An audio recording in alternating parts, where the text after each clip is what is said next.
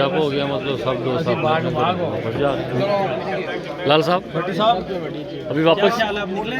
हाँ जी हाँ जी अभी सब भट्टी साहब निकले, अब क्या ख्याल है? चलें चलें उनसे बुजुर्गों से सामान भी लेना है ना। हाँ जी, अभी इस टाइम तो सारा जो है वाइंड अप हो रहा है, प्रोग्राम खत्म हो गया। अभी सब अपने अपने घरों को जाएंगे, फिर किस्मत या नसीब और भट्टी साहब मेरे साथ जाएंगे इंशाल्लाह।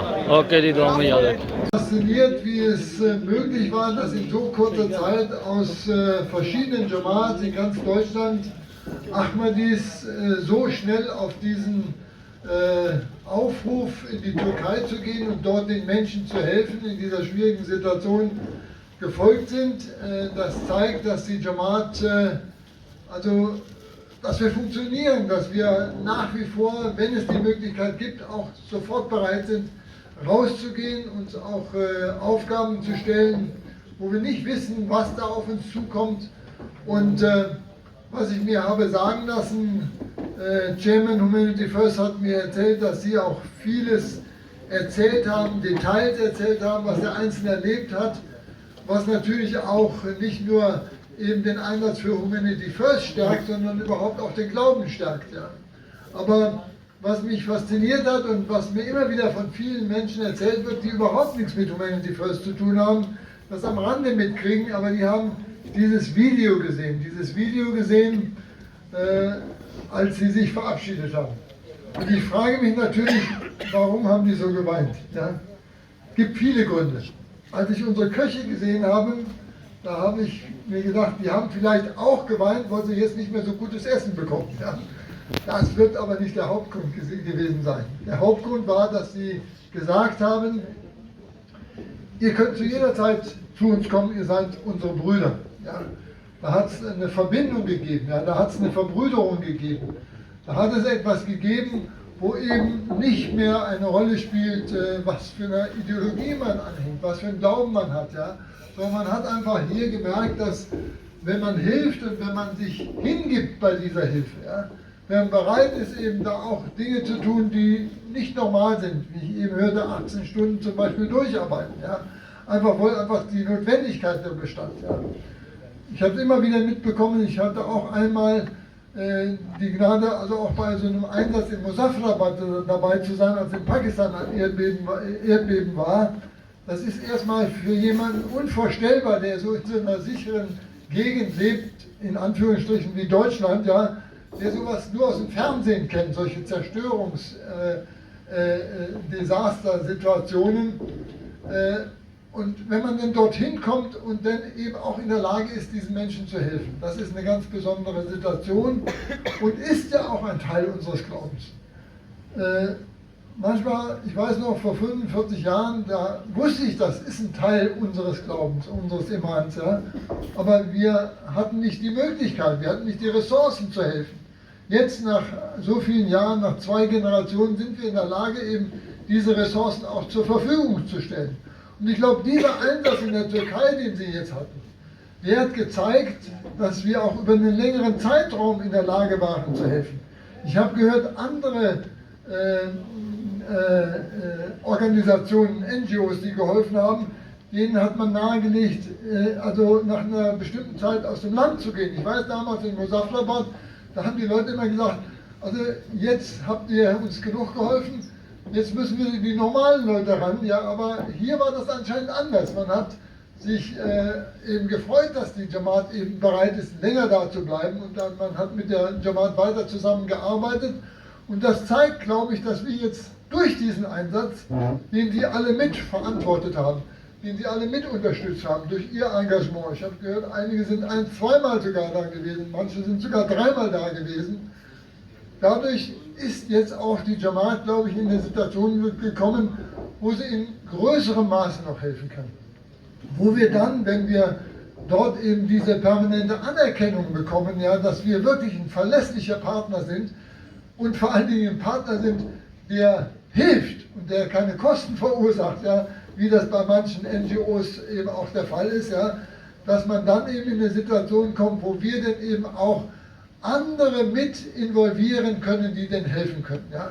Humanity First ist jetzt auf der Stufe, wo sie wirklich einen internationalen Standard hat, wo sie eben im größeren Stile eben auch helfen kann. Und deswegen, vielleicht ist der eine oder der andere von Ihnen oder die Kinder des einen oder anderen so weit, dass sie jetzt vielleicht sich überlegen, bei, wie heißen die NGOs da, wo diese Hilfe beim Roten Kreuz oder beim Technischen Hilfswerk, ja, bei dieser Katastrophenhilfe. Ich meine, wir haben ja hier in Deutschland Know-how.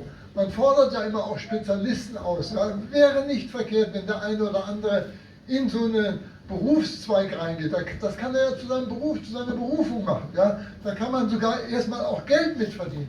Aber was wichtig ist, man kann Know-how dann eben der Jamaat Ahmadiyya auch und Humanity First zur Verfügung stellen, sodass wir in solchen Situationen noch besser helfen können, noch qualifizierter helfen können. Und das ist eben heutzutage gefragt. Ja. Und es gibt viele dieser Hilfsorganisationen mit christlichem Background, mit also auch einem normalen Background, aber es gibt eben so viele qualifizierte muslimische Organisationen gibt es eben noch nicht. Und deswegen wäre es wichtig, dass Humanity First also diesen Schritt macht, noch weiter voranzukommen auf diesem Gebiet. Und ich glaube, Sie alle haben mit diesem Einsatz in der Türkei also einen großen Schritt also in diese Richtung gemacht. Und ich kann mir vorstellen, dass auch viele von Ihnen ihre Beziehung mit Hasülek das durch diesen Einsatz gestärkt haben, indem sie nämlich Hasülek das berichtet haben, was dort passiert ist, was mit Ihnen passiert ist dort. Ja. Weil ich habe auch mit dem einen oder anderen geredet und habe gemerkt, dass der Einsatz Sie auch selber verändert hat. Sie sind anders zurückgekommen, eben mit dieser Erkenntnis, ja, dass wenn man sich wirklich ganz in den Dienst der Menschheit stellt, dass das eben fast der halbe Glaube ist. Ja. Und wenn Sie dann noch verheiratet sind, dann sind Sie ein ganzer Muslim. Ja. So könnte man das sagen. Ja. Weil wir sind in der Shadi Hall, deswegen denke ich da immer dran. Ja. Ich sollte vielleicht auch beim Abschlussgebet dazu sprechen, dafür beten, dass eben die vielen, die noch nicht verheiratet sind, dass die auch bald verheiratet sind. Und das ist etwas, was mich im Moment, wir hatten gestern Herr Abner dieses Gespräch darüber, ja, wir sind 55.000 Ahmadis in Deutschland. Ja. Wir sind über 10.000, 11.500 im Alter von 20 bis 40, die noch nicht verheiratet sind. Ja. Also, das ist, ich meine, Sie können als verheirateter Mann, können Sie viel besser helfen. Ja. Viel besser sich engagieren. Ja. Und immer wieder aufs neue Energie tanken zu Hause. Ja. Also das gehört einfach zum Muslimsein dazu. Aber wie gesagt, heute feiern wir in dem Sinne also diesen Einsatz, diesen erfolgreichen Einsatz und auch von meiner Seite nochmal Mubareko, dass das so gut geklappt hat. Organisatorisch waren wir ja immer schon gut, aber diesmal sind wir eben auch zahlenmäßig sehr, sehr stark aufgetreten. Und da auch nochmal mein Mubarak an die Organisationsleitung von Humanity First. Ich glaube, jetzt haben wir uns ein gutes Essen verdient, ja, also Sie mehr als ich, ja, aber immerhin. Bitte. Nur kurz für Ihre Info ein paar Daten mitteilen wollten, das ist wichtig, auch für alle anderen. Durch die Gnade Allahs waren von Deutschland 165 Brüder im Einsatz gewesen. 165. Und wir waren bei WHO die zweite, also in Deutschland waren nur 2 Organisationen zugelassen, die medizinische Hilfe geleistet haben. Hamza Khalid Sir.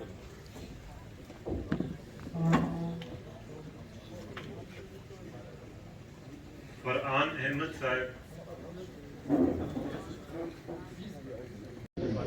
Von der Veranstaltung Tayyip Ahmed Sir.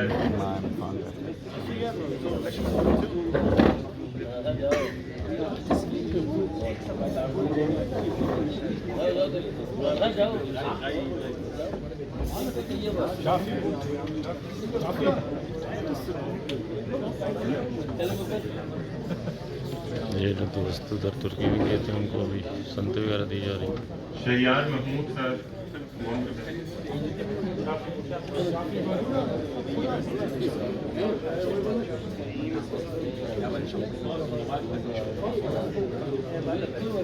Janzeb Muhammad Sir.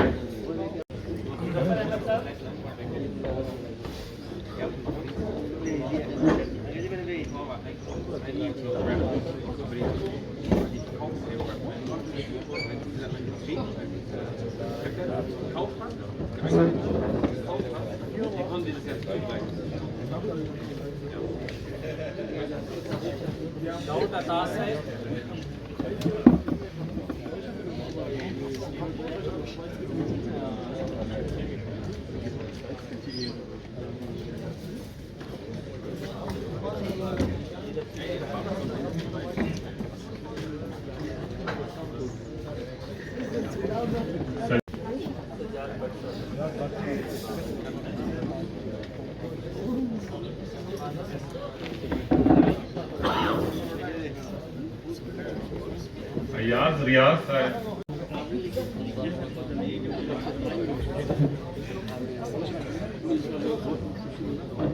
Hamza महमूद साहब,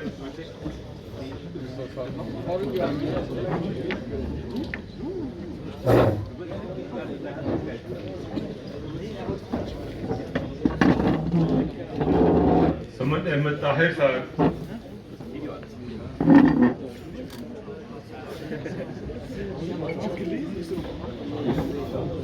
खुरम शाहिद साहब,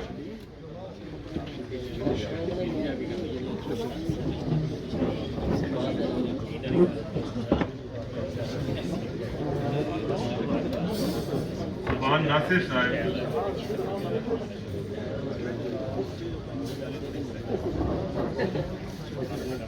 शान अहमद कमर साहब,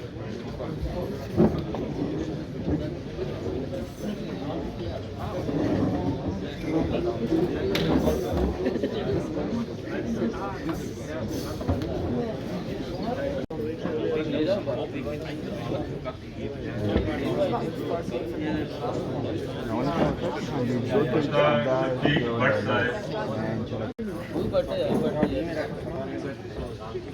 शाहजेब महमूद साहब, बिलाल शाह साहब, मिर्जा फखर अहमद साहब,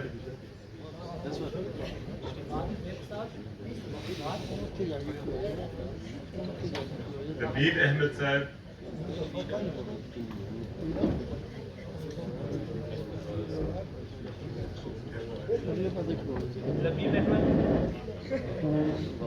खालिद महमूद भट्टी साहब। कि अगर आप जाएंगे तो नुकसान होगा und Humanity First ist nicht geschaffen für Nuxan. Deshalb hat Allah Ta'ala uns auch ermöglicht dann, dass wir auch bis zum 13. Mai dort bleiben könnten. Wir hatten auch Wunsch. Was ist dieser Einsatz? War nicht von uns geplant, das war von Allah Ta'ala geplant. Wir hatten Winter. Wir hatten Frühling. Wir hatten Ramadan. Wir hatten letzte 10 Tage. Wir hatten Sommer. Wir hatten Eid.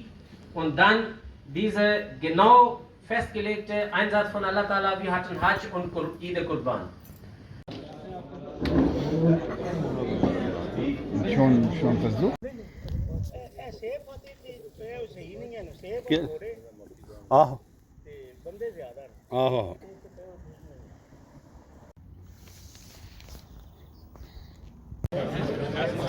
याद रखे बड़ी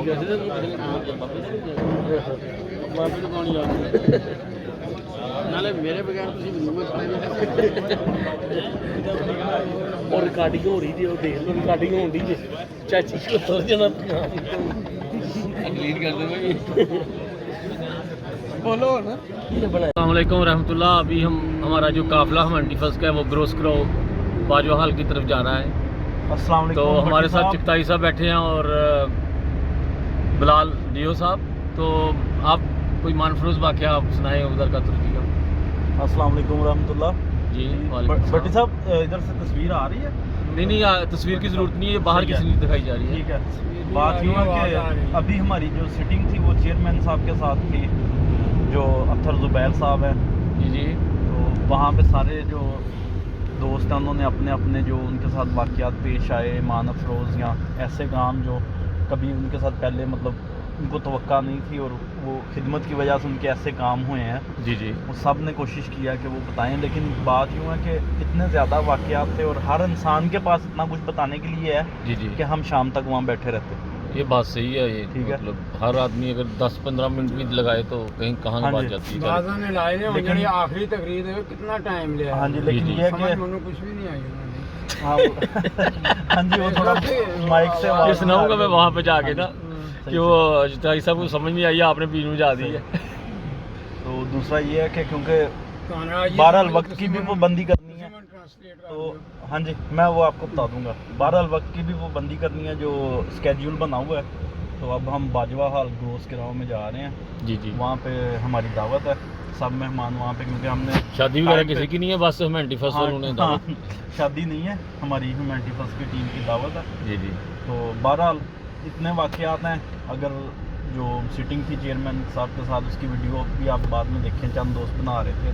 जी इंशाल्लाह वो हम अपलोड इतने करेंगे। वाक़यात हैं, हर बंदा ही जो है ना वो एक किस्म का स्टार है वो। खुद एक गवाह है उस सारे माहौल का जो वहाँ पे था, जी, और जी। जो उनके साथ वाक़यात पेश आए हैं। वो सब हर स्टार किसी थे के पास हमारे पास। अपनी एक जो है कहानी बताने है। के लिए कहानी है, जो उसके साथ वाक़यात पेश आए हैं। जी, इसमें भट्टी कोई शक साहब नहीं। हैं, चुगताई साहब हैं, या मैं हूँ, जैसे मुझे चाबी दे के उन्होंने भेजा था कि आप जाएं, ये चाबी है वहाँ पे, तो ये आपने पहचानी है। बुढ़ी दे बाबे तो हाँ जी। चाबी दी थी। हाँ जी, नहीं मेरा मतलब है कि जो चाबी कमरे की होती है चुगताई साहब जो मजाक करते हैं, उन्होंने मतलब है पंजाबी च नहीं कहते उन्होंने चाबी दी सी। हाँ, वो जो खिलौने को देते हैं चाबी, उस चाबी की बात नहीं हो रही। पता वैसे चुगताई साहब को भी है, लेकिन ये है कि वो बड़े हैं तो हमें साथ साथ ना मजाक भी करते हैं। हाँ जी, ऐसे ही फिर वक्त हाँ जी, टाइम जो पास तो होता है ना। चाबी जो है उसको एक एड्रेस पे पहुंचाने की मुझे जो है वो जिम्मेदारी सौंपी गई थी। हम लोग चाबी कहते हैं जो ताले को लगाते हैं, और हाँ। शिपानिया में चाबी कहते हैं। क्या हाल है विगेस? अच्छा, कहते हैं अच्छा, हाँ?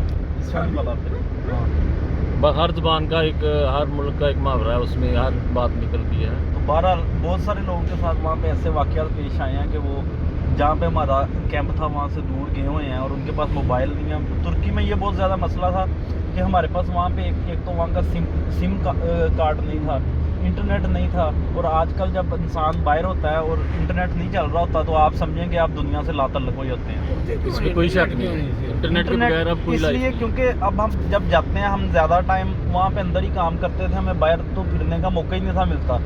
जो ये सारे दोस्त बैठे हैं इनको भी पता है 18 हाँ जी, हाँ जी, क्योंकि आप अंदर खिदमत नहीं कर रहे थे ना। उलट के कह रहे हो। हमारी ड्यूटी बाहर थी ना, कैंप हाँ, तो उधर वही जाना ना। था जहाँ पे कैंप्स थे। हमारे जो बुजुर्ग थे जिनको हमने माना था, उन्होंने कहा था आ रही है आवाज़ हर तरफ मोनोग्राफ से। हाँ तो जी। ये जो टेलीफोन है ये मोनोग्राफी है। हाँ जी, फोनोग्राफ से है वो, हाँ जी, आवाज़ आ रही है ये फोनोग्राफ से, मोनोग्राफ ढूंढो। उन्होंने कहा था वैसे। नहीं फोनोग्राफ से। क्यों ढूंढो चिंताई साहब? खुदा को दिल से, ना लाफो गजाफ से। आ रही है आवाज़ मोनोग्राफ से। हैं? हाँ जी, ये असमतुल्ला साहब ने भी इस नज़म को पढ़ा हुआ है, बड़ी खूबसूरत आवाज़ में उन्होंने। असमतुल्ला साहब के वालिद साहब साढ़े घर रहंदे रहे हैं। अच्छा, चलें ये भी नाजरीन को बता दें कि ये चुगताई साहब के घर में वो जलसे इंडिया जाते से हैं, तो रहते हैं। का शहर है, क्या नाम है उसको? बिहार। लेकिन असमतुल्ला साहब तो मेरा ख्याल है आजकल जापान में है। हाँ जी, जापान में उनका गाड़ियों का काम है। अच्छा, काफ़ी दफ़ा मिले हैं जापान। मुझे ना ही इंग्लैंड से। होता असमतुल्ला जापान ताई पे है। अच्छा, ये था मुझे पता, असमतुल्ला जापान का। हाँ हाँ, सही सही। मुझे बताया था जर्मनी इंग्लैंड जलसे के ऊपर, मैंने उनको पूछा था आपका कौन सा शहर था, तो कह रहे थे इंडिया का शहर था वो। वहाँ पे बांग्लादेशी लोग ज़्यादा रहते हैं, बंगाली लोग जो है ना, इंडियन बंगाली। वहाँ के गुलूकार बहुत मशहूर है वहाँ के। 89 ਦੇ ਵਿੱਚ ਮੋਰਫੈਲਡਨਾਈਜ਼ ਫਰਵਰੀ 89 ਦੇ ਵਿੱਚ जी जी। ਪਹਿਲਾ ਜਲਸਾ ਆਇਆ ਤੇ ਮੈਂ ਪੂਰਾ ਦਾ ਪੂਰਾ ਘਰ ਜਮਾਤ ਨੂੰ ਦੇ ਦਿੱਤਾ ਸੀ। माशाल्लाह। ਸਾਨੂੰ ਉਸ ਵੇਲੇ ਡਬਲ ਸਟੂਪ ਮਿਲਿਆ ਸੀ, ਥੱਲੇ ਇੱਕ ਕਮਰਾ ਸੀ, किचन सी ते 2 टॉयलेट सन। अच्छा, उस टाइम वो जैसे रबवा में होता था, मैंने हाँ। सुना हुआ है। हाँ जी, ये बातें वायरल जो नहीं करने लोग वाली, आते मैं थे फिर बाद में उनको- मिलते हैं। Okay. Also unterschiedlich aus unterschiedlichen Bereichen, auch Studenten, 17-Jährige oder Eltern, die von schon 40, dass ich dem gerecht werde.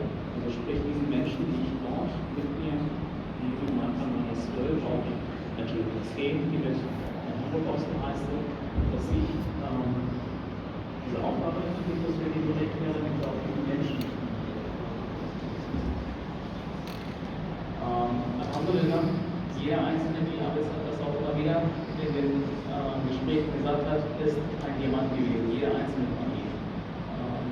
habe ich in meinem Team kennengelernt, die einen Einzelnen gemacht haben und danach auch mit den Personen, die Sie jetzt hier ihre Erfahrungen geschildert haben. Allah hat jeden Einzelnen, den er dafür auserwählt hat, waren es niemanden letztendlich gewesen, die er एक छोटा सा वाक़या साहब अर्ज़ कर दूँ मेरा 4 साल का बेटा है उसको जब बताया कि इसमें मैं जा रहा हूँ तो वो बड़ा परेशान था जलज़ला एडवेस्ट क्या होता है कैसे होता है और हमें पता ही लगा था कि हमारे आने से चंद दिन पहले तक नाक में बनाते रहा तो वो दुआ करता था बच्चा और जब हम वहाँ गए हैं मुझे 10 दिन पढ़ने का मौका मिला उस दौरान एक दफ़ा भी नाक के लिए ये अल्लाह ताला ने उस बच्चे को दुआ उस तरह से सुनती freut.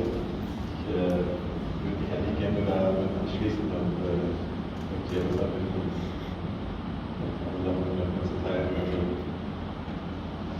Ich denke, es gibt sehr viele Segnungen an Lars, die wir da gesehen haben, tagtäglich. Eine Sache war sehr intensiv, das war ein Medical Camp. Da war eine Frau reingekommen, die war gestürzt durch 2 andere Frauen. Und sie hat geweint und geschrien und kam rein und wurde dann erstmal behandelt. Und dann haben wir erfahren, dass sie ihre komplette Familie verloren hat. Sie hat gerade erfahren, dass sie verloren hat, die waren vermisst gemeldet. Das waren ihre Kinder, ihr Mann, ihre Eltern. Sie haben alle verloren. Und das ist schon sehr, sehr hart gewesen. Und nach einer Zeit kam ein Darkstar und meinte, sie will nicht gehen, sie will hier bleiben. Und ich habe mit der Übersetzerin dann gebeten, dass wir mit ihr nochmal sprechen. Und da fehlen dann noch die Worte, das soll man einer Person dann überhaupt noch einen Mut zusprechen oder sagen. Und die Übersetzerin hat damit übersetzt, dass dieses Leben sehr begrenzt ist und dass wir die Zeit, die wir mit den Lieben hatten, Allah dankbar sein sollten. Und besonders für sie auch beten sollten. Und das auch in einem, ich weiß nicht wie, aber ich habe es ihr irgendwie so gesagt. Und sie hat sich dann auch beruhigt. Und da haben die anderen beiden Frauen gesagt, wir bleiben auch bei ihr, dass sie nicht auf andere Ideen kommt, dass sie da nicht alleine gelassen wird. Jogi war sie beruhigt, ist nach der Zeit gegangen und hat die Übersetzerin angefangen zu weinen. Und dann habe ich sie gefragt, warum weinst du? Und dann hat sie gesagt, meine Tante hat ihre Kinder verloren. Das kam mir jetzt auch im Sinn. Und das hatte ich hier auch gesagt, das gleiche von dem Hadith Prophet, das hat mir ja eine Hadith der Dame gesagt. Und ich sagte, für dich gilt das gleiche, als einmal ein Sahabi seinen Vater vermisste. Der Hadith Prophet, das für ihn betete und ihm dann rückmeldete, dass es seinem Vater gut geht. Ihm eine Sache dann mitteilte, die nur er und sein Vater wussten. Und sie war dadurch auch auf dieser Hadith und war in Bakem, also was sie auskam, habe ich ihr dann erzählt und sie hat gesagt, ich bin in unserer Familie, meine Eltern beten, meine Schwester betet, ich glaube nicht an Gott, aber heute Nacht werde ich auch beten. Das war auch der Reden aus dem Shalom. Sehr, sehr krass fand, dass man jetzt einfach, obwohl man, wie Sie schon gesagt haben, dass man jetzt erstmal nicht so drüber nachdenkt, dass man das alles schaffen könnte, aber man es doch alles dann irgendwie geschafft hat durch die Gnade Allahs. Und ich meine, wir haben teilweise sehr, sehr wenig Schlaf gehabt, teilweise sind wir sehr spät von den Touren nach Hause gekommen und danach noch den Abwasch und alles und danach noch irgendwann schlafen. Das heißt, teilweise waren es wirklich nur 3-4 Stunden, die wir geschlafen haben und dass wir dann trotz dessen diese Motivation hatten und diese Kraft hatten, diese Arbeit zu überwältigen. Und irgendwie hat sich das für mich so angefühlt. Ich habe jetzt zum Beispiel noch nie so lange gearbeitet, aber irgendwie war das voll leicht, kann man sagen. Also irgendwann nach einer Zeit hat sich das so eingearbeitet und irgendwie hat es auch nicht mehr irgendwie den Weg getan, wie auch immer alles. Ne? Also es war jetzt etwas, wo ich sage, ich hätte es normalerweise nicht geschafft, aber durch die Gnade Allahs war das dann doch möglich. Und ja, das war auch jetzt zum Beispiel dort, fand ich auch sehr schön, diese Brüderlichkeit, die man erfahren konnte. Vor allem, man hatte kein WLAN, kein gar nichts teilweise. Und ich fand das irgendwo auch sehr schön, dass man auch wirklich ohne diese mobilen Geräte auskommen konnte Ich habe jetzt selber persönlich erst am 7. Tag Kontakt mit meinen Eltern aufgenommen. Aber ich sage so, normalerweise ich bin ein Mensch, ich kann nicht ohne mein Handy. Aber ich habe das dort selbst gemerkt, die Brüderlichkeit dort, dass man sich einfach das Handy zur Seite legen konnte, man hat es gar nicht mehr gebraucht, ich habe mein Handy nicht mehr aufladen müssen teilweise. Und dass man sich einfach mit den Brüdern zusammensetzen konnte und diese Zeit einfach auch teilweise genießen konnte. Ich war im Team 5 tätig. Eine Erfahrung, die ich gemacht habe, war an dem Tag, als wir in die Türkei geflogen sind, hatten wir, glaube ich, morgens um 1 oder 2 Uhr den Flug gehabt. Und ich hatte am Tag davor hatte ich eine Frühschicht gehabt. So, dann kam ich raus, weil wir haben innerhalb von wenigen Tagen, weil erstmal wussten wir gar nicht, dass wir in die Türkei fliegen. Und dann wurde uns gesagt, hey, wir könnten in die Türkei fliegen. Und dann kam dieses Meeting mit Arbeitsamt und dann haben uns bereit gemacht, sind wir zum Flughafen. Und ich habe nicht geschlafen, weil ich halt am Arbeiten war und nach der Arbeit zum Flughafen. Da bin ich rüber und dann dachte ich mir, wenn wir dort angekommen sind, irgendwie dann im Flugzeug vielleicht schlafen oder so, das wird auch nichts. Aber wenn man mit den Jungs ist, dann so, kann man nicht so wirklich schlafen. Und dann kamen wir dort an. Ich weiß nicht, wie kam an und ich dachte, vielleicht können wir jetzt ein bisschen uns entspannen oder sowas. Wir kamen vom Flug, aber irgendwie hatte ich gar nicht das Bedürfnis so richtig. So, und dann wurde ich direkt in die Küche geschickt. Und dann haben wir in die Küche angefangen zu arbeiten und haben wir auch gar nicht mehr wirklich gemerkt, wie die Zeit vergeht. So, und dann irgendwann war eine Maßzeit. Nach Maßzeit sind wir wieder in die Küche und dann war schon eine Maßzeit. Und dann waren alle auf Kuchen und so. Und ich habe gemerkt, wie viel Kraft wir eigentlich dadurch hatten und wir gar nicht gemerkt haben. Und eine weitere Sache, die ich auch erinnern kann, ist der Abizab. Abizab ist durchgehend rumgelaufen und hat die ganze Zeit Maschallah und sehr gut und die ganze Zeit uns motiviert. Und ich glaube, er hat das unterbewusst schon gemacht, weil irgendwann, ich weiß noch, ich war sehr kaputt gewesen an einem Tag.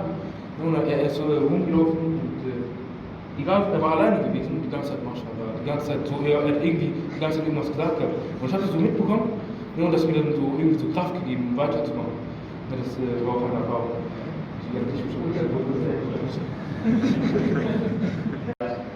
Aus der Mitte des Bad Vilbel, also hier in Frankfurt. Also eine schöne Erfahrung, die ich da gemacht habe, dass ich mit dem Bruder Ayaz und Cengiz Adel also Kleintransporter eingeladen habe. Und es war dann genäht und ich musste dann in die Kleintransporter rein. Und danach, als ich reingegangen bin, Kleintransporter, ich bin 1,83 groß, musste durchrücken, hat mir dann den Rücken wehgetan. Er hat es knack gemacht, es hat wehgetan. Aber ich glaube, es hat niemand mitbekommen, dann bin ich still geblieben und habe versucht, dass niemand davon mitbekommt. Und dann habe ich dann gebetet zu Allah, dass mein Schmerz mindern möchte und dass ich auch somit weiter zur Tour und zum Camp fahren kann. Und dann habe ich auch weiter geholfen, die Sachen einzuladen. Der Schmerz hat aber nicht aufgehört. Dann sind wir losgefahren, hat der Schmerz auch nicht aufgehört. Habe ich im Auto, im Kleintransporter nochmal gebetet. Und dann, als wir beim ersten Camp ankamen, war mein Schmerz komplett weg. Ich habe nichts mehr gefühlt und ich konnte mich auch wieder recht gut bewegen.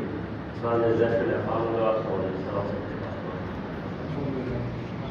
gemacht. Den habe ich 24 Stunden die ganze Zeit dort nur arbeiten sehen. Der ist 18 Jahre alt. Und ich weiß nicht, von woher die Kraft genommen hat, das hat ja jeder jetzt mitbekommen. Jeder hat seine Erfahrung gemacht, Alhamdulillah. Ich habe 3 Punkte, die ich erwähnen möchte. Hier an erster Stelle großes Jazakallah Niswanza. Der hat uns sehr gut geleitet, der hat dort die Dinge übernommen und hat uns auch aufgebaut. War sehr, sehr korrekt, auch von der Sprache her. Habe ich selten in der Jamaat erlebt, dass man einen Teamleiter hat von diesem Format, Mashallah. Und auch Rabitza, Zakullah, die waren bei uns in der Region auch, wo wir das dann auch festgelegt haben, dass wir mit in die Türkei gehen. Jetzt so diese 2 anderen Ereignisse. Einmal, dass Monsieur Maud sein Länder nie zu Ende geht. Diese Erfahrung haben wir gemacht. Man hat gesehen, dass Milch nur wenige noch da sind, aber diese nicht aufgehört haben. Und immer wenn jemand gekommen ist, der bedürftig war, das ist sehr, sehr schön gewesen. Der zweite Punkt und der letzte ist, wir haben sehr viele Erfahrungen alle gesammelt und auch gemacht, aber wir hatten ein Kind, wo dort im Yoga-Park haben wir ja auch Essen verteilt und wo er immer dort war. Das heißt, er hat immer Essen geholt, Saft geholt, solche Dinge und hat draußen auch gespielt. Und wir haben ihn oft gesehen und der ist einmal reingekommen, unabhängig von der Essensausgabe und hatte eine Verletzung am Kopf. Und vom Medical Team waren noch ein paar Sachen da. Wir haben das erste ein bisschen verarztet mit den 2 linken Händen, die wir haben. Und dadurch, dass das Blut nicht aufgehört hat, habe ich zu ihm gesagt, wo er denn wohnt. Und dann sind wir, also bin ich mit ihm zu seiner Wohnung sozusagen oder zu seiner Großmutter.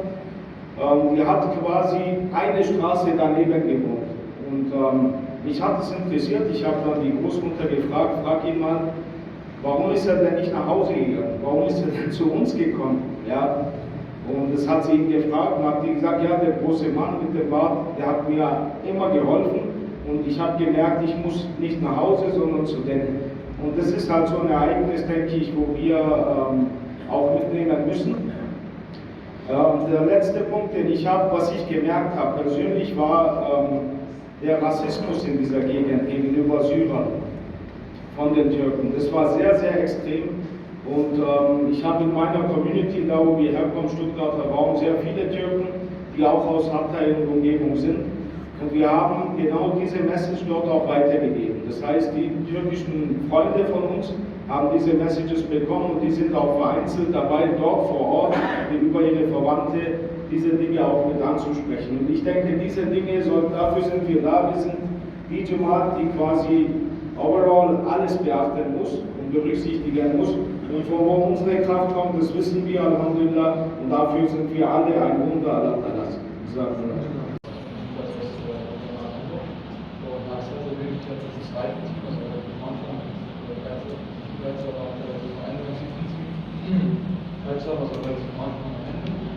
Und was ich jetzt auch noch vergessen kann, ist, dass am Ende nur gemerkt, die ganze Vorarbeit, die geleistet hat, die ganzen Teams sind weg. Das letzte Team hatte wirklich so, dass ob es eben wieder gegen gesagt hat, wo ich den Arbeitskraft nachfrage, wenn am letzten Tag da war, die Nachverteilung auf die Gegend gucken, dass die Leute wirklich wünschen und vermissen euch und bitte bleibt noch länger und also, dass die wirklich da so emotional waren. Und dass man einfach durch Gottes Gnade, wie Sie auch gesagt haben, diese Form, dass ich mir selber nicht vorstellen kann, dass ich in dieser Situation bin und dafür, dass ich einmal oder das weiß oder wie auch immer dann dies an mein Leben sollte. Und das ist eigentlich alles nur einer Gottes Gnade, dass wir nicht das Buch von uns haben lassen.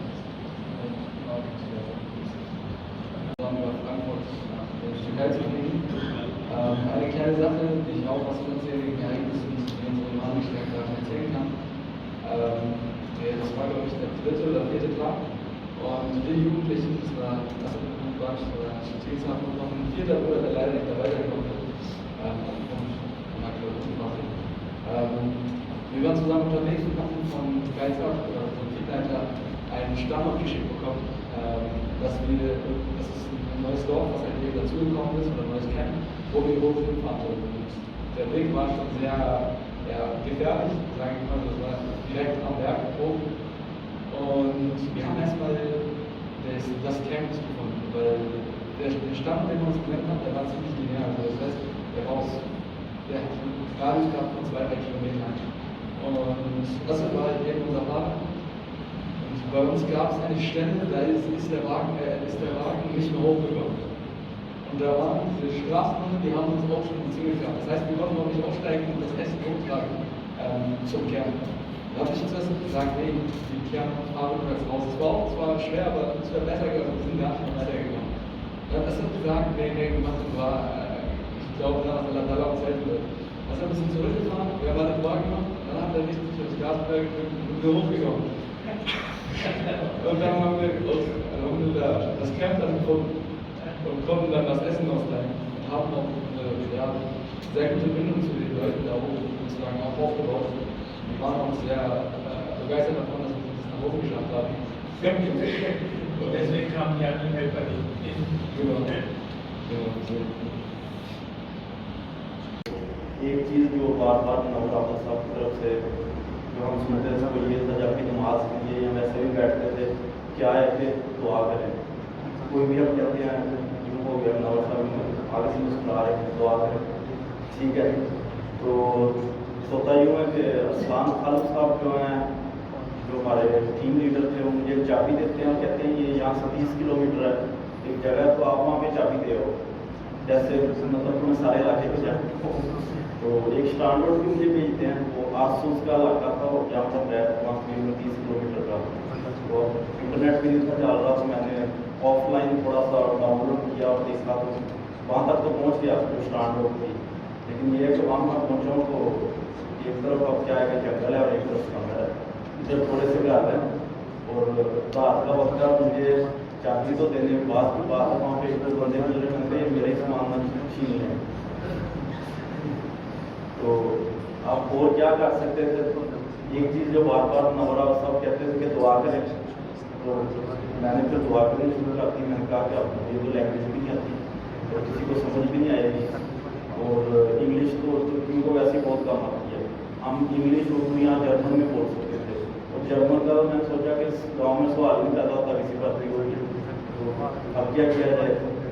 चल रहा हूँ तो आखिरी का था, उसमें रोशनी थोड़ी हो रही थी, तो मैंने दरवाज़ा खोला, डरते डरते दरवाज़ा खटखटाया, वो आया मेरे तरफ देख पे, जैसे पता शायद कुछ हो रहा है। तो मेरे जेहन में वो कुछ नहीं आया, मैं कहा तुम क्या कहूँ, किस जुबान में कहूँ। मैंने वही चाबी निकाली और आगे कर दी।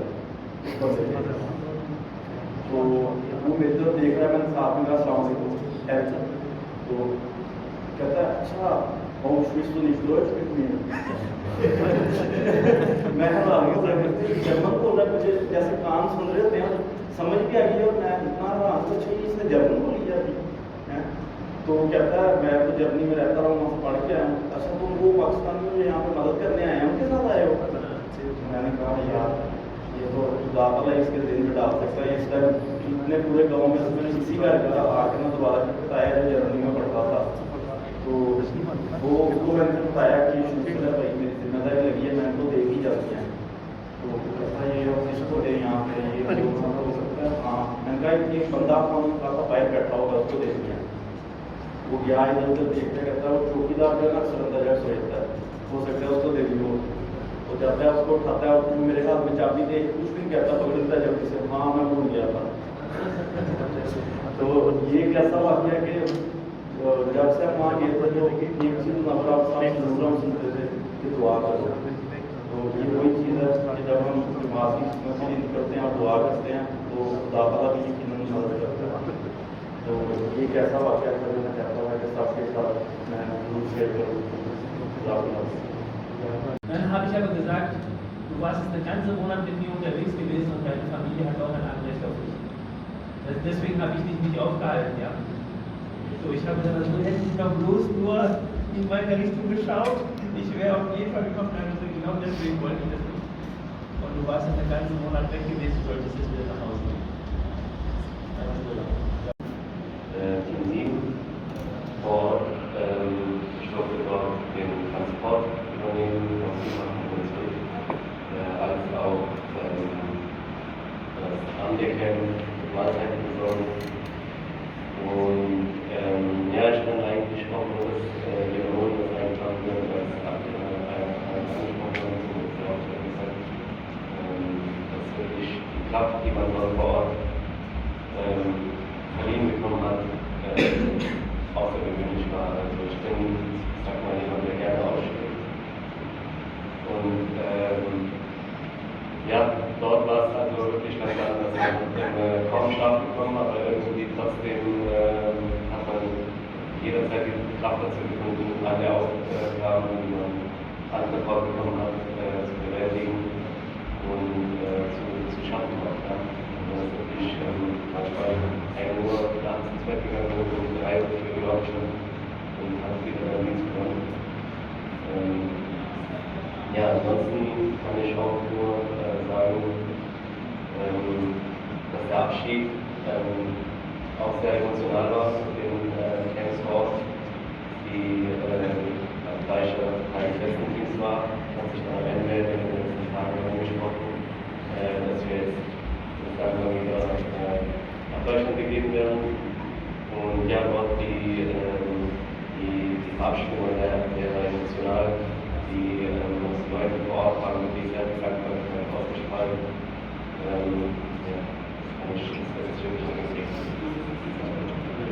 Abu Dhabi eine Ausstellung, wirklich eine Änderung des, was uns dort hervorgehoben hat. Und das kann ich auch nur sagen, das Wichtigste, was ich als Waage oder Ereignis auch erwähnen würde, ist, dass man die Demut und Spiritualität, da ist man, denke ich, sehr stark gewachsen und jeder, der gegangen ist, das für mich eigentlich auch so eine Waage nennt oder an Erkenntnis. Aber um zwei Ereignisse auch kurz zu berichten, wir hatten aus Zitatwag, mein Name ist Matt Essingen, eigentlich, glaube ich, seit dem dritten Team schon versucht, dass wir ein Team bilden und in die Türkei fahren. Aber es hat immer wieder nicht geklappt. Traxler ist krank geworden, wir haben ein neues Maßcenter gehabt, wir waren ein Moscheeprojekt und so, war immer wieder ein Clinch. Eid war auch dazwischen, musste organisiert werden lokal. Aber dann war die Erkenntnis, dass Allah manchmal das so legt, wie es auch besser ist für einen selber und für die Jamaat. Weil es war irgendwann kam der Anruf von Abizab, der hat gesagt, sie wollten noch kommen, eigentlich war es Ende, aber die Regierung bittet uns länger zu bleiben. Jetzt wäre der beste Zeitpunkt, kommen sie jetzt. Und wirklich in dieser Woche hat alles geklappt. Wir haben einen Koch organisiert aus Esslingen, wir haben 4-Mann-Team hinbekommen und alle waren gesund. Also zur richtigen Zeit hat Allah den Weg geöffnet und hat vielleicht auch zurückgehalten, dass wir dort die Zeit einbringen konnten. Und waren somit Teil des letzten Teams 7. Und für uns, glaube ich, fast alle war eine Woche geplant, 1,5. Und weil es das letzte Team war, sehr wenige Leute, hat aber auch fast eigentlich alle angesprochen, man soll sich bemühen, ob man nicht nochmal bis zum Schluss, bis um 13, glaube ich, bleiben kann, verlängern kann. Und ich hatte mich dann auch bemüht, obwohl ich eigentlich 1-2 Termine im Büro auf die Woche gelegt hatte, dass ich überhaupt weg konnte. Und dann hieß es, genau die Woche soll man auch wieder bleiben. Und auf jeden Fall, ich habe dann Abizab berichtet, ich habe 3 Chefs, mit einem habe ich gesprochen und einer hat abgelehnt. Also einer war Amisab, der hatte genehmigt, weil es war Schüler.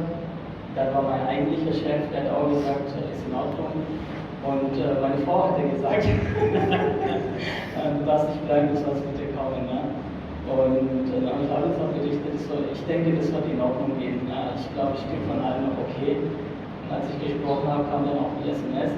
Ich weiß, du wirst eh nicht kommen, deshalb pass auf. Und ihr seid ja auch in meiner Heimat und dient dort, deshalb soll Gott gegrüßt sein. Ich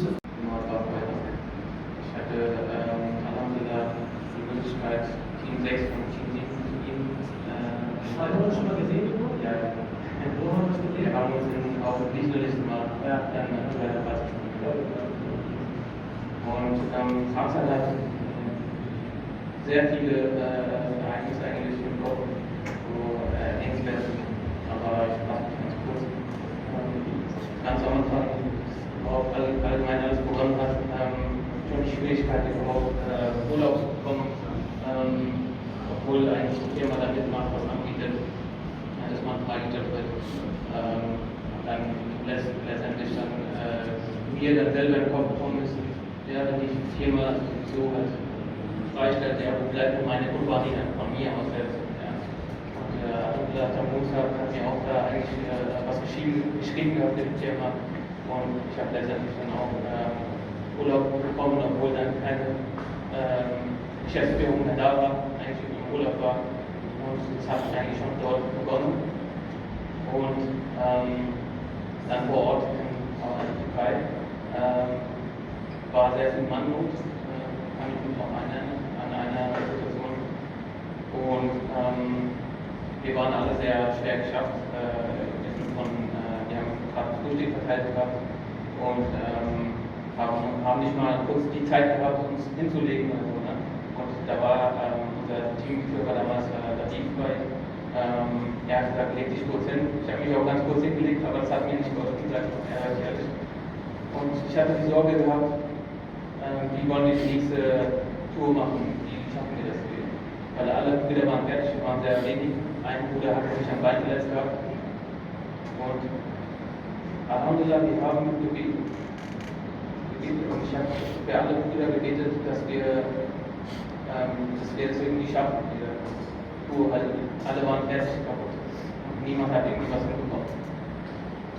Und direkt nach dem Normalen kam so eine Frische in mir, muss ich sagen, die ich gespürt habe, so dass ich komplett die ganze Kraft, die ich verloren hatte, ja, wieder hatte und ich dann wieder losgehen konnte. Ich war so kaputt, dass ich schon eigentlich beim Fahren fast eingeschlafen wäre. Ja.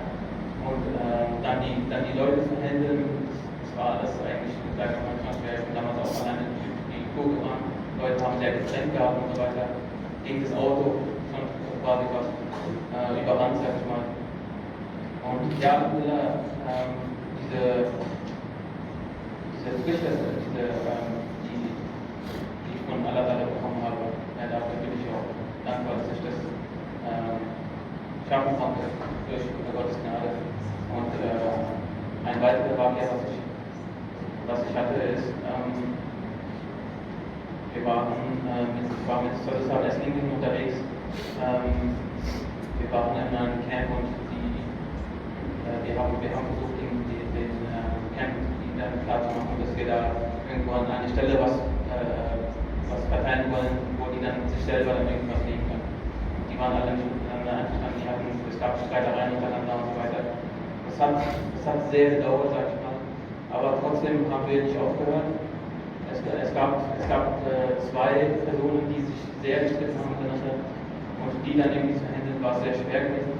Aber trotzdem haben wir nicht aufgehört. Wir haben wir haben wirklich eigentlich schon sehr frech gewesen, sag ich mal so, und untereinander haben sie sich schon gezankt. Und in diesem Moment, wo wir diese gute Tat denen erbracht haben, entgegengebracht haben, haben die sich auch wieder gut genossen. Wie durch die Bälle hier von mir. Aber die haben sich gut verhalten. Wir müssen uns gut verhalten, dass wir das Camp nicht mehr nicht für uns. Und ich muss sagen, über ganze Tage hinaus hatte ich die ganze Zeit irgendwelche Fragen gehabt. Ja, Brüder haben ja erwähnt, Dankbarkeit, ja, ganz groß. Aber was ist das genau? Ich meine, die genaue Wortwahl fehlt einem. Ja, in diesem Moment geht einem so viel in den Kopf, man hat nicht so viel Schlaf, man ist kaputt körperlich. Aber dieses Revue passieren lassen kommt erst danach. Und erst als ich dann zurückgekommen bin, diese Worte, die mir gefehlt haben, habe ich in der Freitagansprache von Sude, das habe ich gefunden, diese Antworten, die mir gefehlt haben. Und ich glaube, wir hatten schon mal darüber unterhalten gehabt. Ja. Und diese Dankbarkeit, man erwartet keine Dankbarkeit, uneigennütziges Gutes zu tun. Ja, da ist es Gott. Und das hat man genau dort erfahren. Ja, und das ist eine sehr, sehr große Erfahrung, die man hat. Ich wünsche das jedem Bruder, dass er das auf jeden Fall in Erfahrung mit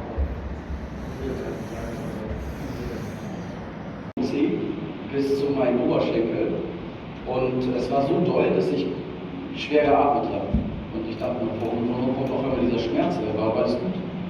Ich habe dann sehr schwer geschlafen und ich habe die ganze Zeit an Allah gebetet. Ich meinte so, guck mal, du hast mich jetzt hierher gebracht.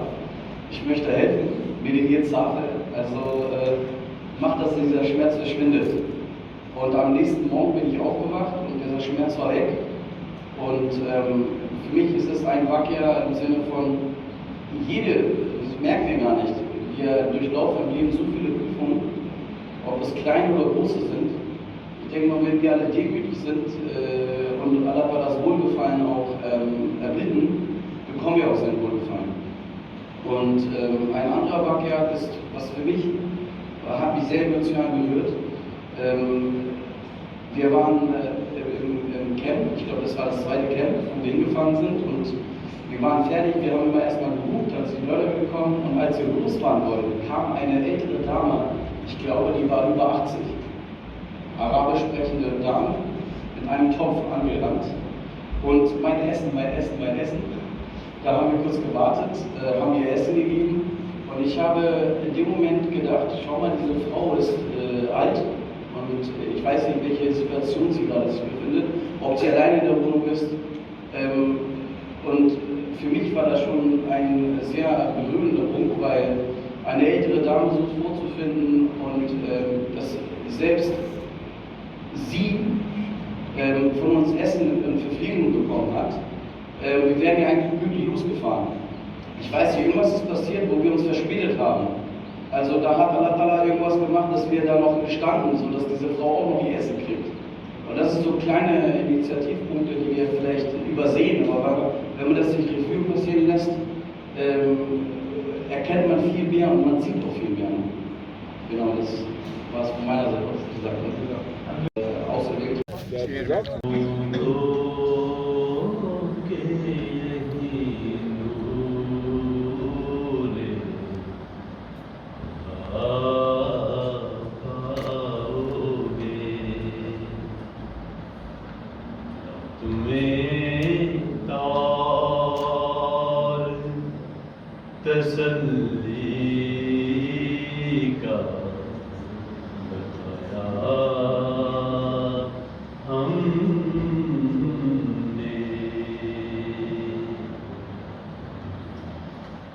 जब से ये नूर मिला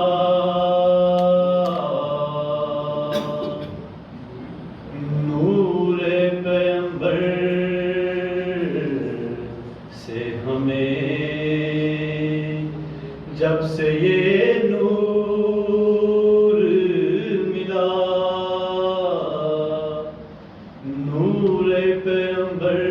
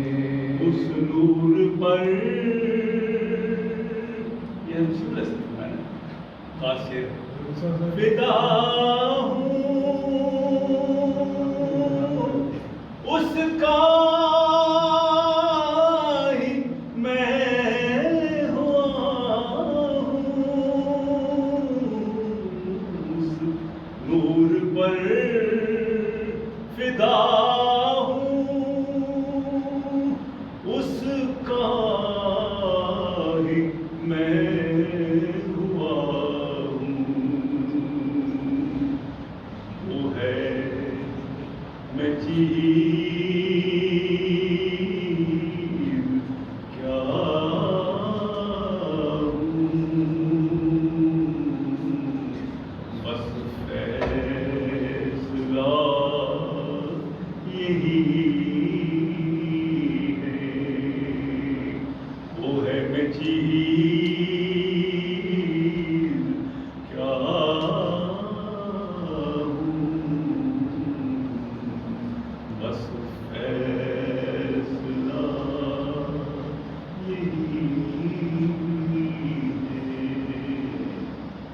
उस चाचा शुरू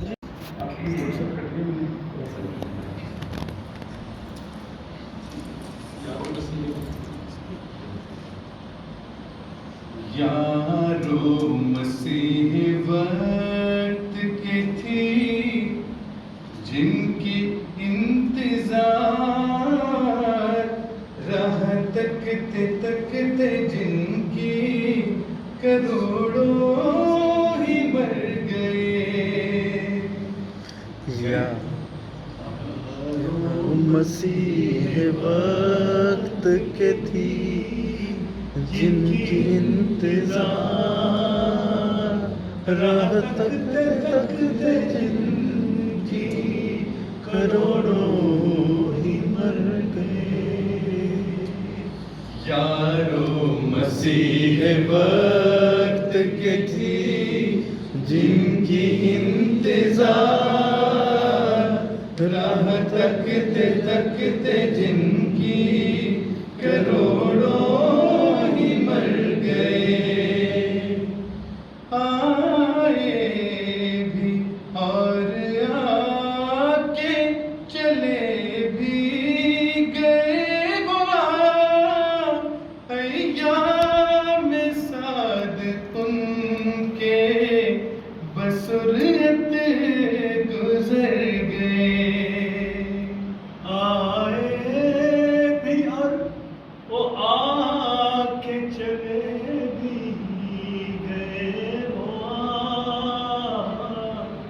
अय्याम साद उनके बसुरत गुजर गए। यारो मसीह वक्त के थी जिनकी इंतजार तकते जिनकी ही मर गए।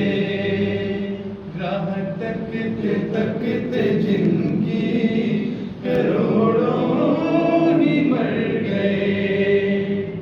आमद थी उनकी आके खुदा का नुज़ूल था सदियों का काम थोड़े से अरसे में कर गए।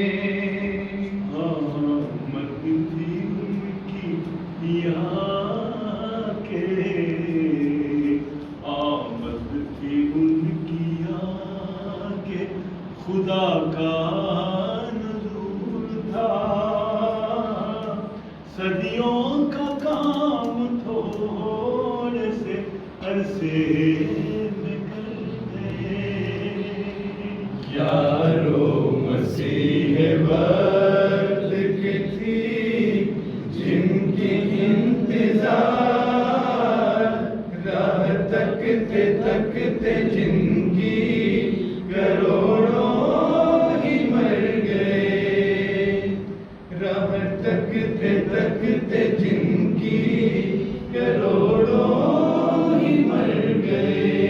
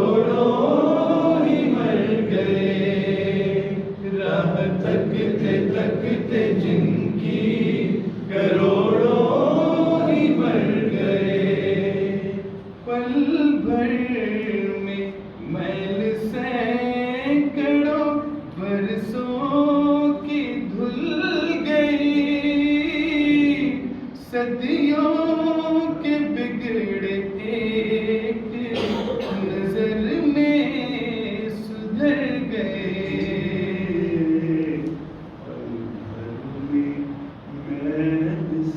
सैकड़ों बरसों की धुल गई, सदियों के बिगड़े एक नजर में सुधर गए। यादें वक्त की थी जिनकी इंतजार, राह तकते तकते जिनकी करोड़ों ही मर गए। राह तकते तकते जिनकी करोड़ों ही मर गए। राह तकते तकते जिनकी करोड़ों ही मर गए। अच्छा लगा। आखिर हमारी आँख के तारे कब आएंगे, जो दूर हैं वो पास हमारे कब आएंगे। दिल जिनको ढूंढता है वो प्यारे कब आएंगे। लब पर दुआ है तेरे करम पर निगाह है, आशिक तेरे हबीब हमारे कब आएंगे। आशिक तेरे हबीब हमारे कब आएंगे। चलो दुनिया की खातिर काम को आसान करते हैं, वफा अगर जुर्म है तो जुर्म का ऐलान करते हैं। इताअत मांगती है हर कदम तजदीद के तोहफे, मुकर्रर हम वफा का अहद और पैमान करते हैं। मुकर्रर हम वफा का अहद और पैमान करते हैं। ये अपना जो बढ़ता हुआ कारवा है, ये इश्क वफा की अजब दास्तां है। ये इश्क वफा की अजब दास्तां है। दुआ है सलामत रहे ता क़यामत, सरों पे खिलाफत का जो साहिबा है। सुनो मंजिलें दे रही हैं सदाएं, सुनो मंजिलें दे रही हैं सदाएं। चलो नेकियों में कदम हम बढ़ाएं, चलो नेकियों में कदम हम बढ़ाएं। तुझको खुदा ने साया रहमत बना दिया, मसरूर तुझ पे साया रहमत खुदा करे। तुझको खुदा ने साया रहमत बना दिया, मसरूर तुझ पे साया रहमत खुदा करे। ऐ जान जा जहाँ तेरा हल्का बगोश हो, और तू करे जहाँ की इमामत खुदा करे। ऐ जान जा जहाँ तेरा हल्का बगोश हो, और तू करे जहाँ की इमामत खुदा करे। और तू करे जहाँ की इमामत खुदा करे। तुझको खुदा ने साया रहमत बना दिया, मसरूर तुझ पे साया रहमत खुदा करे। मसरूर तुझ पे साया रहमत खुदा करे।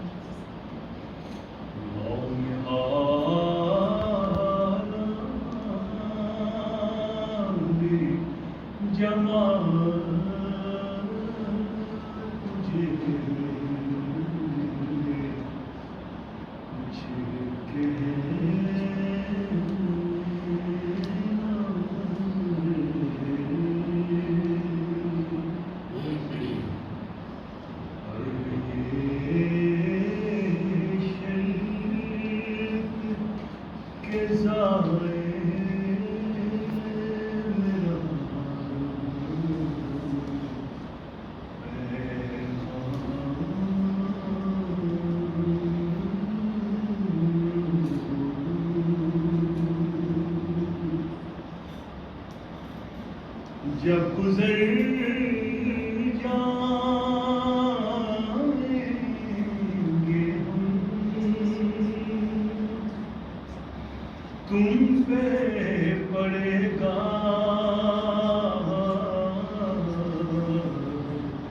सब बार जब गुजर जाएंगे हम तुम पे पड़ेगा सब बार सुस्तियाँ तर्क करो तालिबे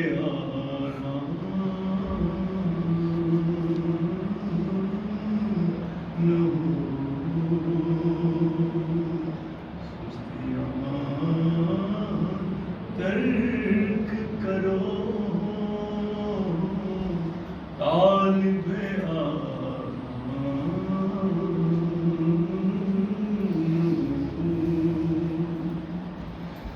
खिदमते दीन को एक फज़्ल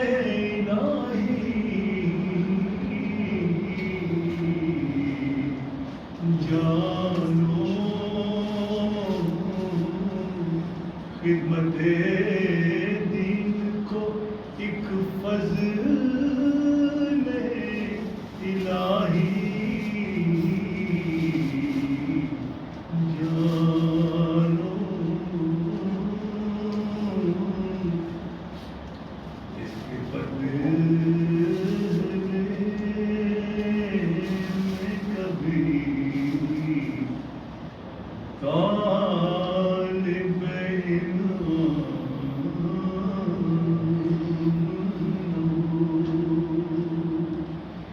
इसके बदले में कभी तालिबे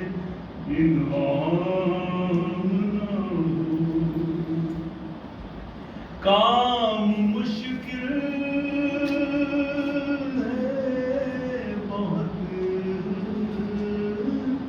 मंजिले मकसूद है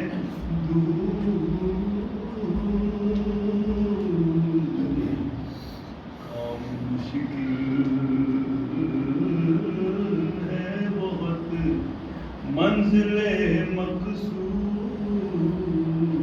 है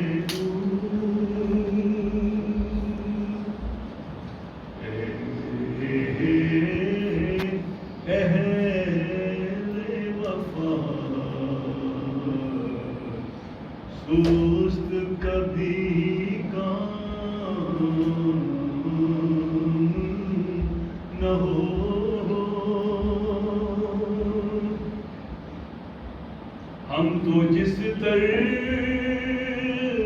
बने काम किए जाते हैं, जिस तरह बने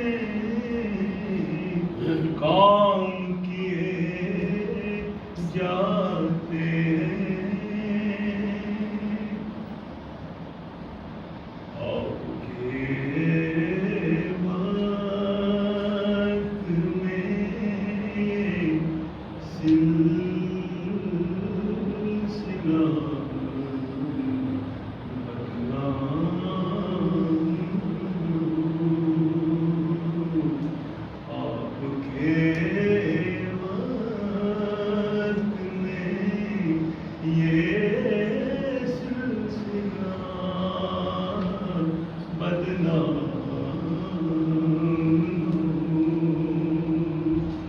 मेरी तो हक में तुम्हारे दुआ है यारो,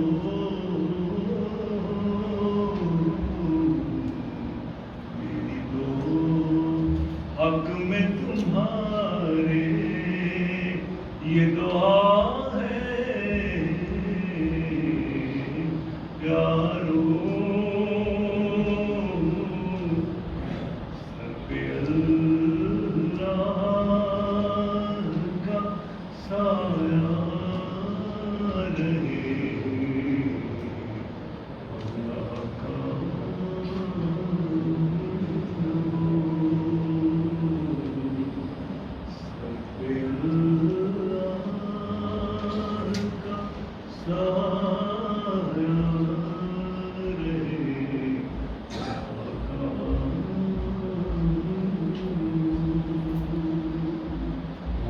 यहाँ पर अभी इंतज़ार हो रहा है गाड़ी का, 3-4 गाड़ियाँ थी 9 सिरसा, अभी दोस्तों का इंतज़ार कर रहे हैं यहाँ पर। तो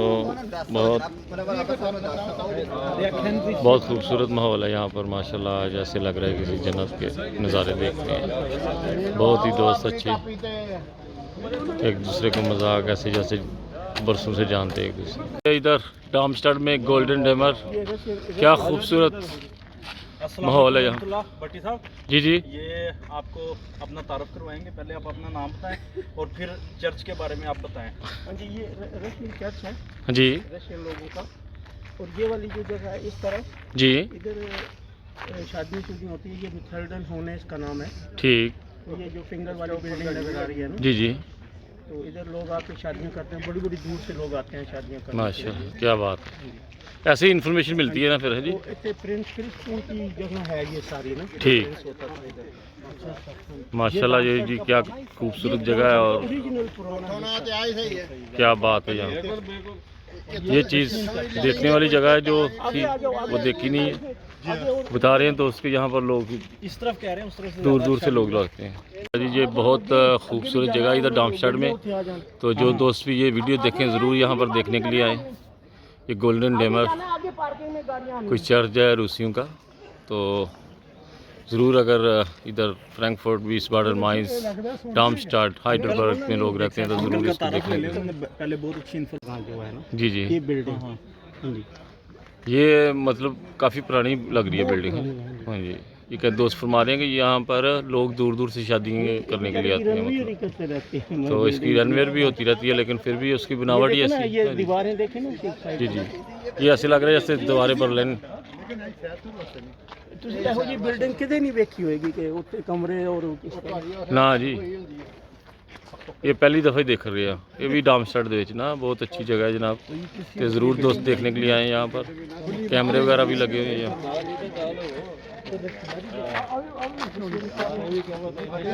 बहुत खूबसूरत माहौल है यहाँ पर जनाब, दोस्त यहाँ पर आपस में मजाक भी चल रहा है साथ। क्या बात है जनाब, बहुत अच्छा माहौल है यहाँ पर, आज अच्छा लग रहा है यहाँ पर। आएंगे यहाँ पर, तो यहाँ पर ज़रूर आइए और इसको देखने के लिए। क्या बात है, बहुत ही खूबसूरत जगह है जनाब, क्या बात। इबादत गाह कोई भी हो, क्या बात है, किसी की भी हो उसको बुरा नहीं कहना चाहिए। जो बिल्डिंग है उसको खूबसूरत गांव में याद रखिए इंशाल्लाह। चला जी, आज दोस्त बहुत सैर कर रहे हैं, बहुत मज़ेदार माहौल है आज इधर यहाँ आज पूरा पहाड़ों के काम में। मास्टर जी कोई गलबात ही सुनाओ अपने लाए डाम शेड दी, कोई तरीकी गल कोई मतलब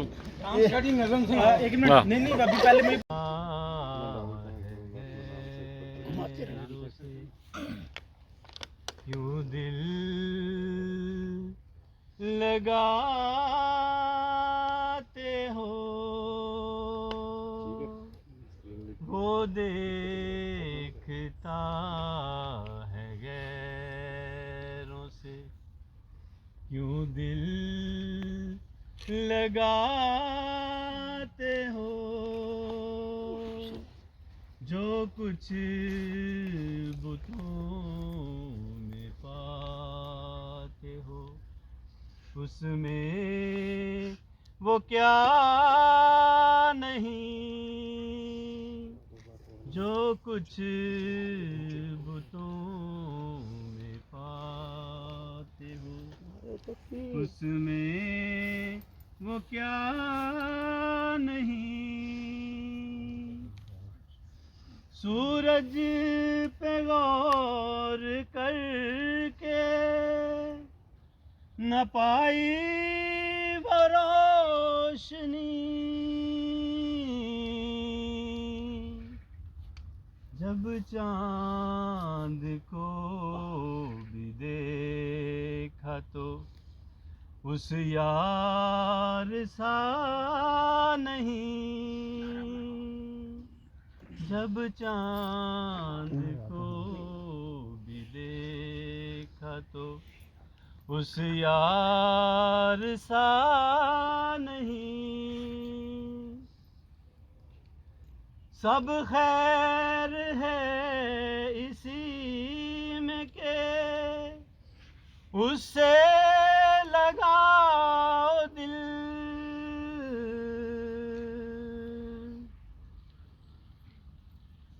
ढूंढो उसी को यारो, बुतों में वफा नहीं,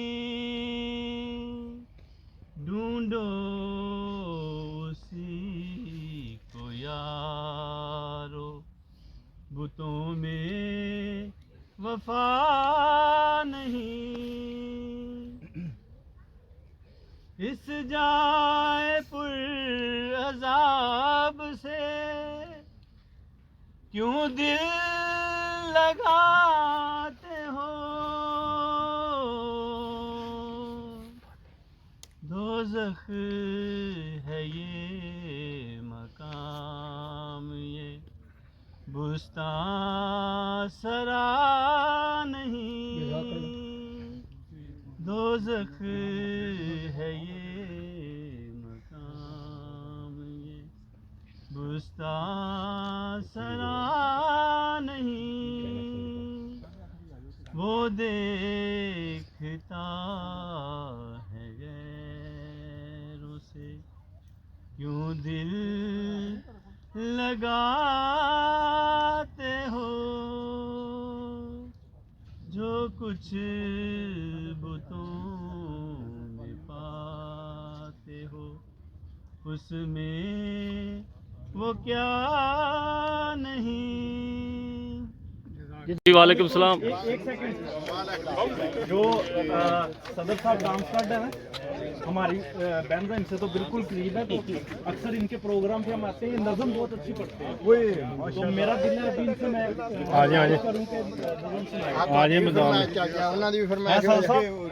नज़म हो जाए। क्या बात, आज बहुत मज़ेदार माहौल है जनाब, आज बहुत अच्छा लग रहा है यहाँ। सदन में तो टिकट देते हैं हाजी करने। माशाल्लाह जनाब, क्या बात है, बहुत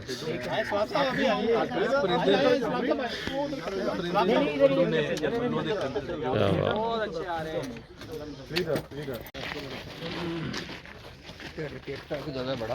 जी तबाही कर दी अज के थोड़ी दुआ चाहिए। अच्छा जी, क्या बात है। बिलाल साहब आज अपनी अंडर 70 से ऊपर जा रहे हैं आज बिलाल साहब। बिलाल साहब कहाँ अंडर 18 और कहाँ से अंडर 17 में? 70 और अंडर 80 की बात है। आज ज़्यादा ही छलांग लगा दिया आपने। ये भी साथ गया था बिना सोने। चला जी, आज क्या उनकी लगी माशाल्लाह, क्या बात।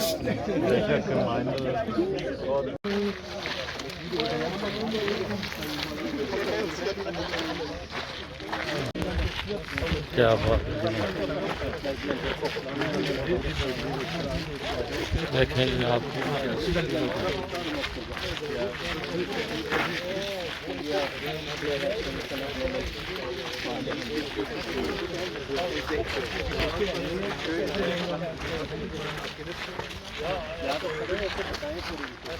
बिलाल साहब कैसा लगा पार्क आप? हाँ जी माशाल्लाह बहुत खूबसूरत पार्क है। क्या रंग बिरंगे फूल हैं? हाँ जी, इसमें वो ये बता रहे थे डामस्टड के सदर जो हैं, हाँ जी, उन्होंने भी यहाँ पे फूल लगाए हुए हैं। हाँ जी, वो देखते हैं अभी हाँ जी, माशाल्लाह। वो वाले फूल देख के हम दिखा रहे हैं जाके।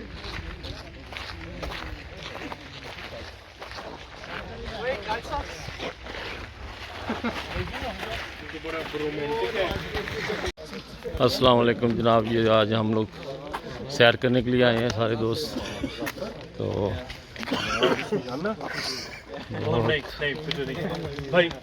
हाँ जी, अच्छा आपकी नहीं लेनी? सॉरी मैं वो निकाल दूंगा, अभी मैंने काफ़ी निकालनी है। तो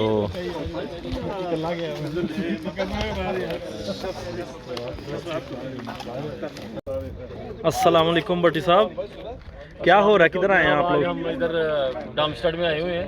तो हाँ जी, बहुत मज़ा आ रहा है, ऐसे लग रहा है जैसे सदियों से जानते हैं एक दूसरे को। बहुत माहौल है यहाँ पर। और तो आपका सफ़र कैसा गुजरा है मस्जिद नूर से लेके यहाँ तक?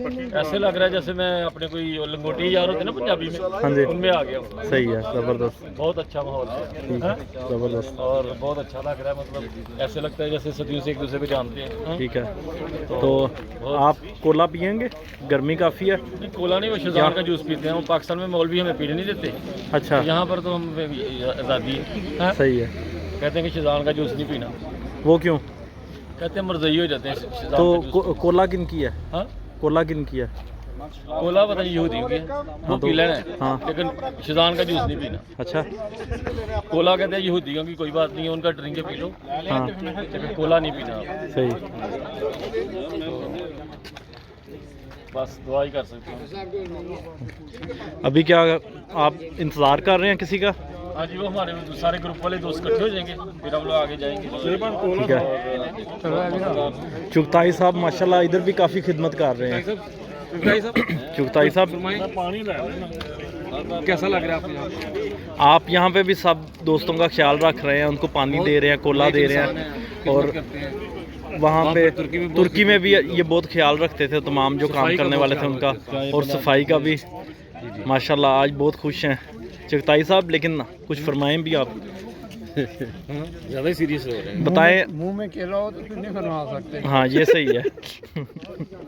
मुंह में केला हो, हाथ में कोला हो। जी राना साहब आप सुनाएं। हाँ जी, बेहतरीन, बहुत अच्छा काम किया सब ने उधर भाई। हाँ जी, बहुत मज़ा आया था। ठीक है, ज़बरदस्त, हर एक ने अपनी ताकत से बढ़ का काम किया माशाल्लाह। मैं आपको नाजरीन को ये बताता जाऊँ कि मैंने खुद राना साहब को देखा है कि जिस देख को दो नौजवान खुदाम मिल के उठाते होते थे, कभी कभी राना साहब जो अगर बंदा दूर है तो खुद ही अकेले उठा लेते होते थे। मैंने खुद अपनी नज़रों से ये देखा है। घुटने का टेक लगा के साथ। हाँ हाँ, नहीं वाकई मैंने खुद देखा है। मैं हैरान हो गया, मैं एक दफ़ा भागा, मैंने कहा राना साहब रुके उठा लेते हैं मिल के, कहते हुण तो रख भी दी उत्ते। हाँ लेकिन सारा इनका वो सूजन हो गई जिस्म को। हाँ जी, तो आप तो बाई रोड राना साहब वापस आए थे ना? भाई रोड वापस आए थे, बहुत मुश्किल भी आई थी। और भट्ट साहब के साथ गीजन के जो गीजन के कायद साहब थे, वो नाम भूल गया हूँ मैं, महमूद अहमद भट्ट पता नहीं मुजफ्फर करके क्या जो भी नाम जो भी है, कोई भी मेरे हैंडी में उसका नंबर है आपका। ठीक है, माशाल्लाह सब मुसीबतें हल हो गई थी जमात की दुआओं से। आ जाएं, आप भी आ जाएं, आ जाएं, आप भी अपना तारुफ कराओ। ਸਾਡਾ ਤਾਰਫ ਜਿਹਦੇ ਕੋ ਮਰਜ਼ੀ ਪੁੱਛ ਲਓ, ਅਸੀਂ ਮਾੜੇ ਜਿਹਾ ਗਰੀਬ ਕਸਲ ਤੇ ਰਹਿਣਾ ਹੈ। ਕਸਲ? ਹਾਂਜੀ ਕਸਲ ਸਹੀ, ਕਸਲ ਜਮਾਲ। ਤੁਸੀਂ ਕਿਹੜੀ ਟੀਮ ਨਾਲ ਗਏ ਸੋ ਤੁਰਕੀ? ਹਾਂਜੀ, ਕਿਹੜੀ ਟੀਮ ਨਾਲ ਤੁਰਕੀ ਗਏ ਸੋ? ਅਸੀਂ ਦੂਜੇ ਨੰਬਰ ਤੇ ਗਿਆ ਹਾਂ। ਦੂਸਰੀ ਟੀਮ ਦੇ ਨਾਲ, ਸਹੀ ਹੈ। ਤੇ ਡੋਗਾ ਪਾਰਕ 'ਚ ਤੁਸੀਂ ਸੋ ਜਾਂ ਕਿਸੇ ਹੋਰ ਜਗ੍ਹਾ ਤੇ ਸੋ? मैंने खाना बनाया 2 दिन बनने ते आए कि फिर खाना बना। लेकिन इन्होंने कहने का मतलब है शादी हाल दे दी, शादी हाल ची सो सही, ठीक जबरदस्त। राणा साहब भी उत्थे ही खिदमत करते रहे ना, ਅਸੀਂ ਵੀ ਉੱਥੇ ਹੀ ਸਾਂ ਸਾਰੇ। लेके टोरा ने सारे सब ਹਾਂ सारा लपेटिया नाल सारे सुट सुटा के आ गए। ਹਾਂਜੀ ਉਹ ਵੀ ਉਹ ਵਾਕਿਆ ਸੁਣਾਣ ਦੇ ਸਾਨੂੰ, ਬਾਈ ਰੋਡ ਵਾਪਸ ਆਏ ਨਾ ਵਾਪਸੀ ਤੇ। खाते हैं ना गोरे पर ਸਾਡੇ ਕੋਲ ਪਨੀਰ ਹੀ ਪੂਰਾ ਨਹੀਂ ਹੁੰਦਾ। पनीर कहे को भी नहीं पूरा होता। पनीर काटना सबसे मुश्किल काम था। मुश्किल क्यों? वो क्या होता है? वो टीम वगैरह कटने में लंबी चुरी रखी नहीं उसे 5 मिनट नहीं लगते। नहीं खदाम ਜਿਹੜੇ ਨਵੇਂ ਯੰਗ ਲੜਕੇ ਨੇ ਉਹਨਾਂ ਨੇ ਵਿਚਾਰਿਆਂ ਨੇ ਕਦੀ ਗਲਾਸ ਉਹਨਾਂ ਵਿਚਾਰਿਆਂ ਨੇ ਪਤਾ ਨਹੀਂ ਪਿਆਜ਼ ਕੱਟੀ ਦਾ ਕੀ। ਹਾਂ ਤੇ ਉਹਨਾਂ ਨੇ ਉਹ ਕਈਆਂ ਨੇ ਆਪਣੇ ਹੱਥ ਕੱਟ ਆਲੂ ਛਿੱਲਣ ਦਾ ਨਾ ਉਹਨਾਂ ਨੂੰ ਪਤਾ ਲੱਗਦਾ ਸੀ ਉਹ machine. Wir haben gegen einen Abwasch gemacht und sind gemeinsam ins Team zurück zur Sonderpunkt gefahren. Die Brüder sind schon vor mir reingegangen und ich bin halt als letztes reingeschneddert, habe noch Telefonate geführt, höchstwahrscheinlich mit Arbeitszeit auch. Und als ich dann eingetreten bin in unseren Raum, hat sich was ganz Komisches ereignet. Ich bin reingebetet, aber es war einfach so sinnlos irgendwie. Ja? Es war nicht mit Sinn gefüllt. अस्सलामुअलैकुम रहमतुल्लाहि व बरकातुहू। अभी हम डामस्टेड मस्जिद के अंदर, माशाल्लाह यहाँ पर बहुत खूबसूरत मस्जिद हमारी, तो बहुत गहमा गहमी आज हमारा यहाँ पर वो जो हमारे पास में दोस्त किए थे वो सारे इधर हम लोग इकट्ठे हुए हैं आज। तो बहुत रौनक है आज डामस्टेड मस्जिद में, और दुआओं में याद रखिएगा। माशाल्लाह बहुत अच्छा लग रहा है यहाँ पर। जी मिस्टर बिलाल, ठीक ठाक बिलाल साहब, आप सुनाएं कैसा लगा आज आप? खाएंगे आलू की भुजिया जो है ये मैंने खाई है पहले, अभी रात का खाना खाएंगे। दोपहर का खाना हमने लाहौर जाके खाना है। वो इंडिया वाले कहते थे दोपहर का खाना हमने लाहौर जा खाना है। फिर हमने वो छत्तीसगढ़ की ना उनकी चिंडा में 600 टैंक का हमने तबाह करके रख दिया। ये 1971 का जंग का। हाँ जी, और मैं क्या कहानी सुना जी, आज रौनकें लगी हुई हैं इधर कमेंटी फर्स्ट वालों ने आज यशी आज क्या बात है। कैसा लगा फिर आज? धुप लगी है तो और मज़ा आ रहा है कि नहीं?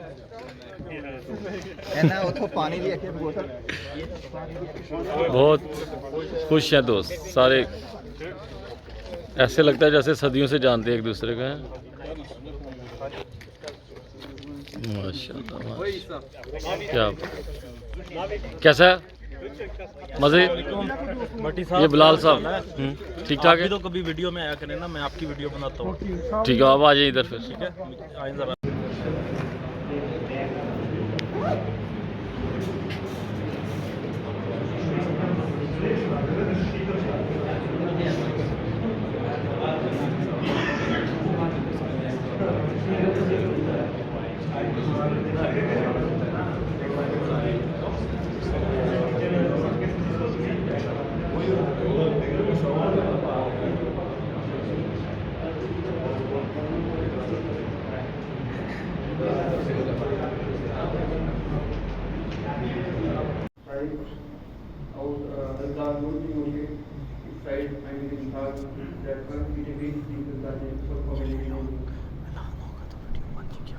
नमाज जुमा की अदायगी के बाद हम इंशाअल्लाह नमाज जनाजा गायब जो है वो अदा करेंगे। मुकर्रम खालिद महमूद रफ़ी साहिब की ताई जान अहमदुल कयूम साहिबा, 2000 चौधरी मोहम्मद खान साहिब और 1 जुलाई 2022 को बगदाई इलाही पाकिस्तान में वफात पाती हैं। उनके वर्तमान काल में 51 के अलावा 4 बेटे, 1 बेटी और पोते पोतियाँ और नवासे नवासियाँ हैं। मौका 3 जुलाई 2022 को मरहुमा की दफीन कमिटी मकबरा रोबा में हुई और दुआ की दरख्वास्त है कि अल्लाह ताला मरहुमा के दर्जात बुलंद फरमाए और जन्नतुल फिरदौस में आला मुकाम अता करे। आमीन। उनकी नमाज जनाजा इंशाअल्लाह पहले बताया जा सकते हैं कि नमाज जुमा के जाने के बाद अदा की जाएगी। Was Essen. Es wird Chairman Sahib Joseka um 4 Uhr hier sein. Inshallah, dann machen wir Kennenlernrunde und danach ist ja ein Rundgang in der Stadt geplant. Inshallah, das ist ganz entspannt. Wir sind alle hier wieder zusammen und Aslan Sahib ist von der Organisation her der Nasmi Allah und Suhaib Sahib ist der Sekretär, aber es sind auch Teamleiter hier. Habe ich bereits gebeten, dass sie alle zusammen dann die Organisation mithelfen. Local Sadr Sahib steht schon in der Tür dort, Ijaz Jinjua Sahib inshallah und Local Amir Sahib kommt auch. Alle sind vorbereitet, wir sollen uns freuen, Dankbarkeit zeigen und langsam in das Programm inshallah werden wir gemeinsam einsteigen. आगे खाना खाते और फिर मोमनों की मदद और कुफार पर रोक जारी करने के लिए मलाइका भी दिलों को नाज़िल हो गई, बल्कि जगह बदर में कई कुफार ने मलाइका को अपनी आंखों से भी देखा और खुद ही अल्लाह लोग के मतहर अरब के सरदार चुन पर मारे गए। इसी तरह सगीर में इमरान की आयत 27 के तफसीर नोट में लिखा है, इसने बताया है कि फितनों का जिक्र सिर्फ इसलिए है। Teşekkür ediyorum. Sağ olun. Thank you. Hoş geldiniz. Thank you. Hoş geldiniz. Selam. Buyurun. Thank you. We wish now, inshallah, in the next time start education help for Belan, inshallah. Tomorrow there are